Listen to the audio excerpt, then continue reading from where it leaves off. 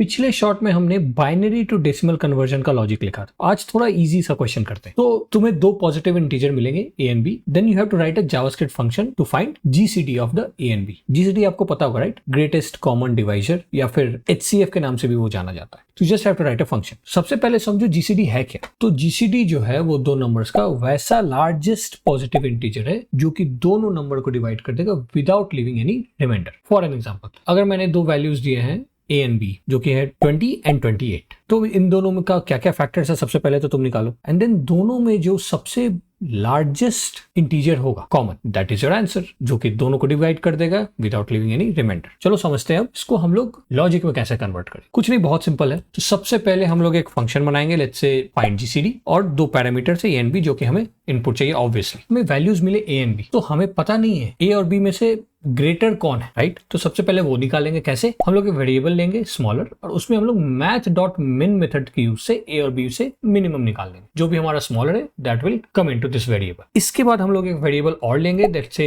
HCF, और उसको 1 से हम लोग असाइन कर दे रहे हैं initially. Now we will run a for loop. कहां से कहां तक भाई? तो i इक्वल्स टू 1 से i is less than equal to smaller तक। स्मॉलर मतलब हमारा ए और बी में से जो भी वैल्यू स्मॉल है वहां तक। अब क्या करना है, इसमें हमें एक कंडीशन लगाना है, बहुत ही सिंपल सा कंडीशन है, देन एवरीथिंग इज डन। ये क्या कर रहे हैं हम लोग चेक कर रहे हैं जो भी i का वैल्यू होगा, अगर हम लोग a मॉड्यूलस ऑफ i हमारा 0 आ रहा है and b modulus of i भी 0 आ रहा है, मतलब a और b हम लोग i से डिवाइड कर रहे हैं और रिमाइंडर हमारा 0 आ रहा है, अगर ऐसा हो रहा है देन हमारा HCF जो है वो हो जाएगा i। यही तो हमने समझा राइट, कि ग्रेटेस्ट पॉजिटिव इंटीजर जिससे कि दोनों नंबर्स हमारा डिवाइड हो जाए कंप्लीटली। यही कर रहे हैं हम लोग। यहाँ चेक किया हमने, कोई रिमाइंडर तो नहीं आ रहा है 0। यहाँ भी चेक किया कि रिमाइंडर हमारा 0 आ रहा है। अगर दोनों में आ रहा है तो i हमारा HCF है, या फिर इसको GCD लिख दो। और इसके बाद क्या करना है हमें? We just have to return the HCF। खत्म। अब इसको हम लोग टेस्ट करेंगे। तो टेस्ट करने के लिए यहाँ पर हम लोग ले आते हैं ये वैल्यूज, लेट्स से 3 एंड 6। चलो टेस्ट करते हैं इसको। तो 3 हमारा HCF हो गया 3 और 6। चलो जो एग्जांपल हमने लिया था समझने के लिए उससे टेस्ट करते हैं। 20 and 28। So we have found out कि 4 इज द HCF, राइट? टेस्ट करके देख लेते हैं। यस, 4 हमारा आ रहा है वैल्यू। तो हमने सीखा जीसीडी निकालने का लॉजिक। सिंपल सा था, ज्यादा दिमाग नहीं लगाने का था। आई नो आपके पास कुछ और भी